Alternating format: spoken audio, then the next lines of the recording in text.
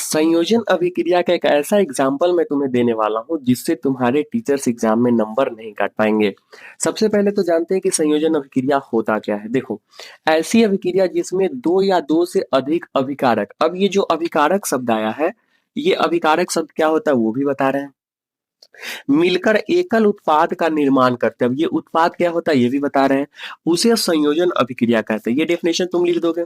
नीचे में तुम्हारा उदाहरण हो जाएगा क्या, C+O2 CO2। अब देखो, जो ये तुम्हारा एरो देख रहे हो, इसी एरो की जो बाईं तरफ होता है इसे हम क्या बोलते हैं, अभिकारक।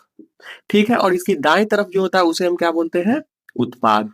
कई किताब में आपको ये भी देखने को मिलेगा कि इसको हम लोग क्या बोलते हैं, प्रतिफल बोलते हैं। ठीक है। अब देखो, एग्जाम में तुम ये सिंपल सा जब एग्जाम्पल दोगे तो टीचर्स उतने प्रसन्न नहीं होंगे।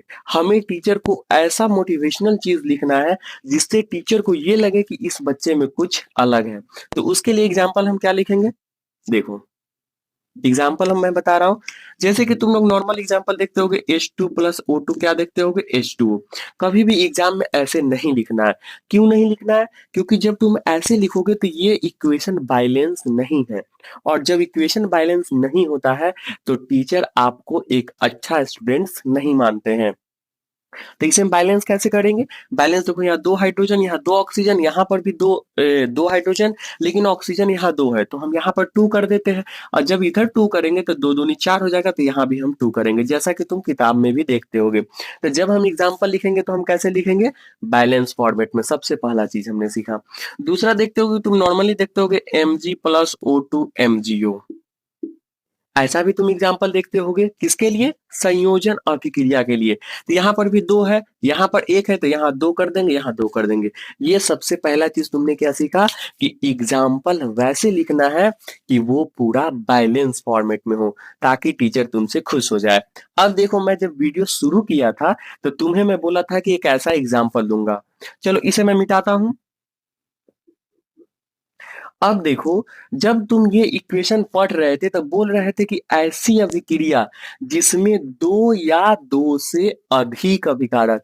अब मैक्सिमम किताब में और मैक्सिमम टीचर सिर्फ तुम्हें दो अभिकारक का ही रिएक्शन बताते हैं, जबकि ये भी तो होता है कि दो से अधिक अभिकारक। तो उसका कौन सा एग्जाम्पल है वो मैं नीचे लिख रहा हूं। जब तुम इस एग्जाम्पल को एग्जाम में लिख दोगे, टीचर तुमसे बहुत खुश हो जाएगा। क्यों खुश हो जाएगा, क्योंकि पूरी दुनिया क्या लिख रही होगी, H2+O2 H2O, CaO+H2O CaOH का होल ट्वाइस, Mg+O2 MgO। इस तरीके से पूरी दुनिया लिख रही होगी। और तुम्हारे कॉपी में कौन सा एग्जाम्पल होगा, मैं नीचे लिख रहा हूं। इसे जरा नोट कर लेना, याद कर लेना। गारंटी देता हूं कि टीचर तुम्हारे इसमें एक भी नंबर नहीं काट पाएंगे। तो एग्जाम्पल लिखो। सबसे पहले एग्जाम्पल, कौन सा वो एग्जाम्पल है, ध्यान से समझना।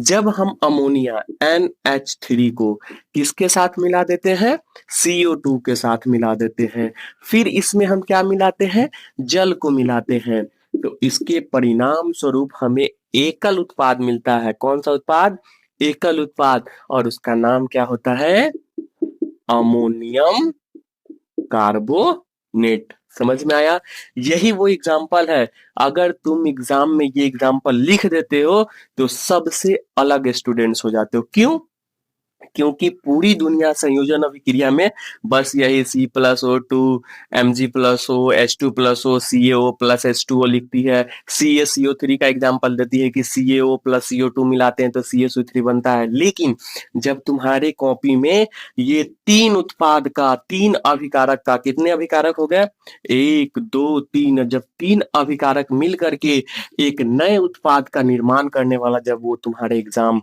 कि कॉपी में देखेगा उदाहरण, तो वो टीचर तुमसे बहुत खुश हो जाएगा। समझ में आया, बस इस एग्जाम्पल को समझाने के लिए मैंने वीडियो बनाया।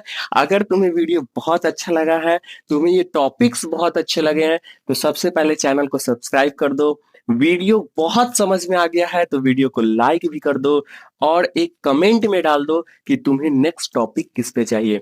तो मिलते हैं नेक्स्ट वीडियो में। Take care, bye bye.